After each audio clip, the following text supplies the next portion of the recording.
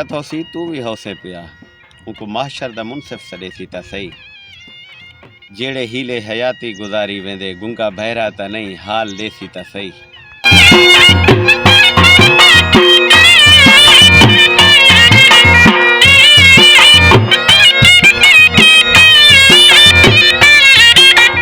मरका अज सारा जरा पंध ही असां लोहारले वाले पासे चलते पे सी अज असां मुकम्मल प्रोग्राम लोहारल दा करने सी पिछो असां में गया सी ते दोस्त दे नाल सारा जेड़ा है ना कामकार है वो करके वापस आ गया से लेकिन अज असां तो लोहारला मुकम्मल फिरे सी।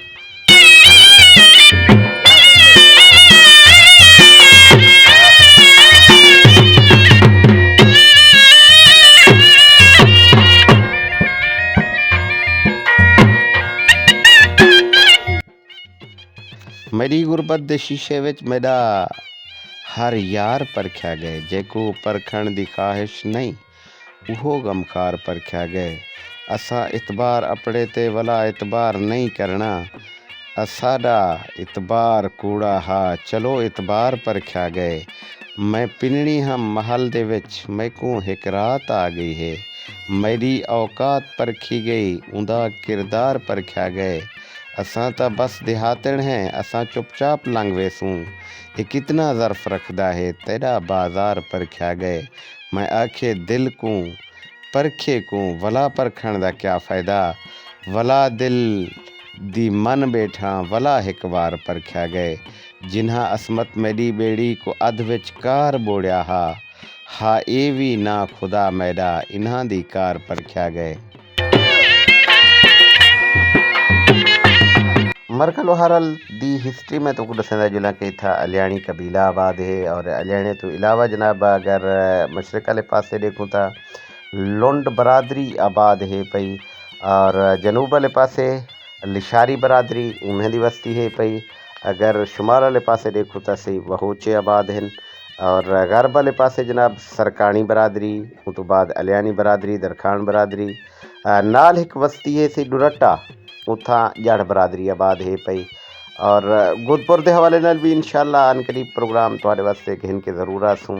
अच्छा जनाब मैं पंध करेंदा पिया और मेरे नाल ये एक नाला है पिया जो मानका के नाला दिन सी ज़माने ते इंदे विच स्यू पानी आंदा है लेकिन अजकल वो स्यू पानी के ज़माने ख़त्म थी गए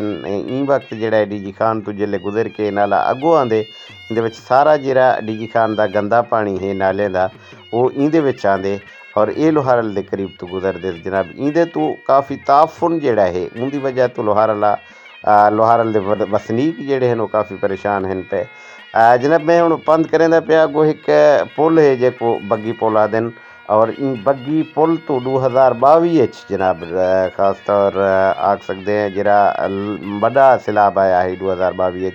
वो ई पुल को क्रॉस करके जनाब पूरी वस्ती जड़ा है लोग को डिस्टर्ब किया है काफ़ी वस्ती को नुकसान भी पहुँचाया है लोहारल की वस्ती को। ये हुण मैं पहुँच गया सी इत्थे बग्गी पुल के उत्ते और ये वो मनाज़र इनवे जरा 2022 अगस्त जरा नाला आया है खास तौर वडोर नदी नाला उन्हें वो सैलाबी पानी के मनाज़र इनवे पे सामने थोड़े बस्ती को काफ़ी नुकसान पहुँचाया है जनाब लोहारल की बस्ती को आख सकते हैं। अच्छा मरका ई बस्ती दे विच एक तारीखी मस्जिद ज़ेरे तामीर है पई और उनके हवाले नाल मैं इंशाअल्लाह कोई बिया प्रोग्राम एक मुकम्मल प्रोग्राम तुम्हारे वास्ते गिन के आसा लेकिन इतना फर्दन मैं तो कुछ चंद जेड़े हैं ना सही उनके मनाजिर वो दिखेंदा पिया कि ये मस्जिद कितनी खूबसूरत है और इको कितने खर्चे दे नाल बनाया वेंदा पे।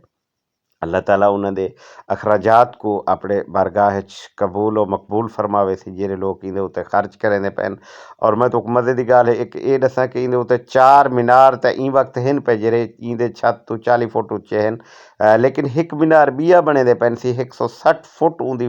बुलंदी हो सी ऊंचाई हो सी वल ई मस्जिद के मनाजिर क्या हुसन सी आप सोच सकते वे बहु ही बेहतरीन और खूबसूरत मस्जिद ही वे पैसे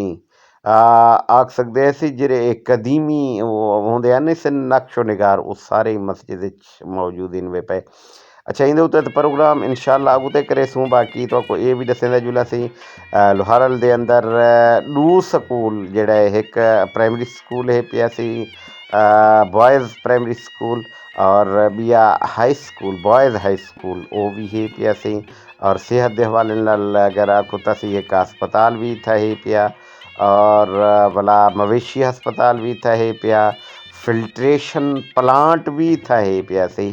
بجلی دی سہولت وستی کو توڑ قدیم تو ہائی پئی لیکن لوڈ شیڈنگ دی صورتحال تو ایک لوگ جڑے نا کافی پریشان ہیں پیسی آکھ سکتے ہیں کافی پریشان ہیں کیونکہ 24 گھنٹے انہیں کو کرہیں تا بجلی میسر ہوندی ہے کرہیں تا جناب 24 تو 48 گھنٹے تک بھی بجلی کہیں میں ہوندی ہے لین خاص طور چونکہ میرا کاروبار بھی بجلی دے نال ہی منسلک ہے اور میرے واسطے بھی کافی پریشانی بن ویندی ہے جلے میں علاقے کام کرن واسطے وینا